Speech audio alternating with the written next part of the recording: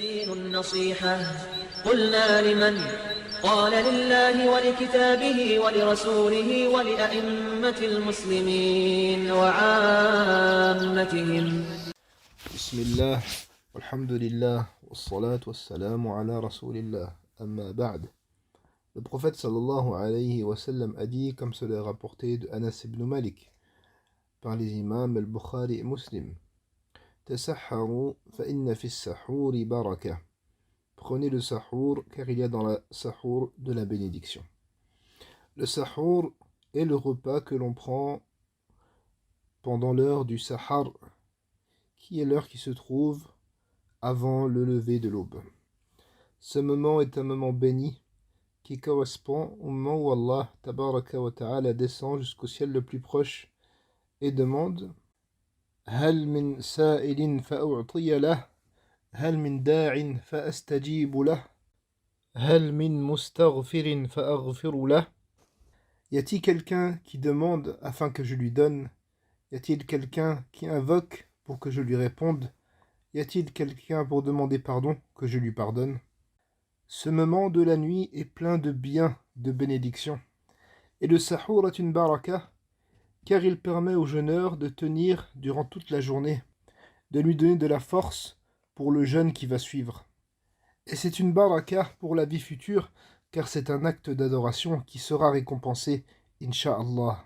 Et parmi les biens et les bénédictions du sahour, il est rapporté que le prophète sallallahu alayhi wa sallam a dit: Inna Allah wa malaikatahu yusalluna ala al-mutasahhirin.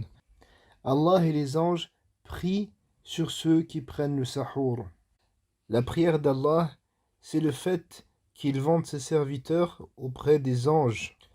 Et la prière des anges, c'est le fait de demander à Allah tabaraka wa ta'ala qu'il fasse l'éloge de ses serviteurs devant les anges.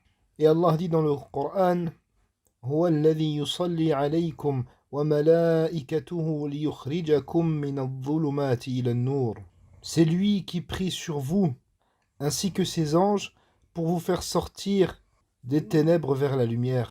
Et donc cette prière est une cause pour faire sortir la personne des ténèbres vers la lumière. Et parmi les actes qui permettent d'atteindre ce mérite, le fait de prendre le sahour. De plus, dans le sahour, il y a la réalisation d'un principe religieux important, le fait de se différencier des autres cultes.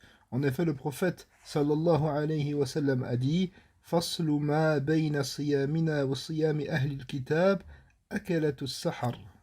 La différence entre notre jeûne et le jeûne des gens du livre est le repas que l'on prend pendant le sahar.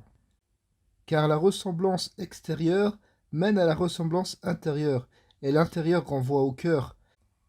C'est pour cela que le prophète sallallahu alayhi wa sallam avait tendance à se différencier dans l'aspect extérieur pour se différencier des autres religions.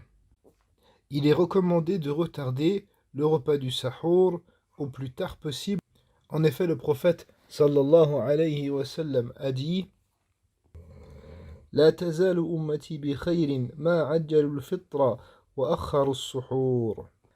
Ma communauté ne cessera d'être dans le bien tant qu'ils s'empresseront de rompre le jeûne et retardent le repas du sahour. Et les compagnons radiyallahu anhu ont décrit l'heure du sahour du prophète sallallahu alayhi wa sallam en disant qu'il y avait entre le deuxième adhan du fajr et le moment où le prophète sallallahu alayhi wa sallam prenait ce repas, le temps de lire 50 versets, ce qui correspond environ à 5 minutes. Ce laps de temps correspond donc environ au repas du prophète alayhi salatu wassalam. Ceci est la sunna du prophète alayhi salatu wassalam: Tasahharu fa inna fi as-sahuri baraka. Prenez le sahour car il y a dans le sahour une bénédiction. هذا والله تعالى أعلم وصلى الله وسلم وبارك على نبينا محمد وعلى آله وصحبه أجمعين.